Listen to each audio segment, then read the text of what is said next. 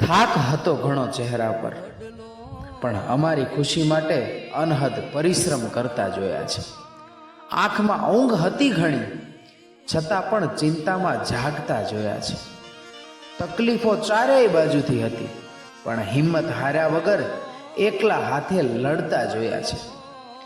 કોઈને તકલીફ ન કહેતા હતા, પણ અડધી રાતે ખુલ્લી આંખે અમારા ભવિષ્યના સપના સજાવતા જોયા છે.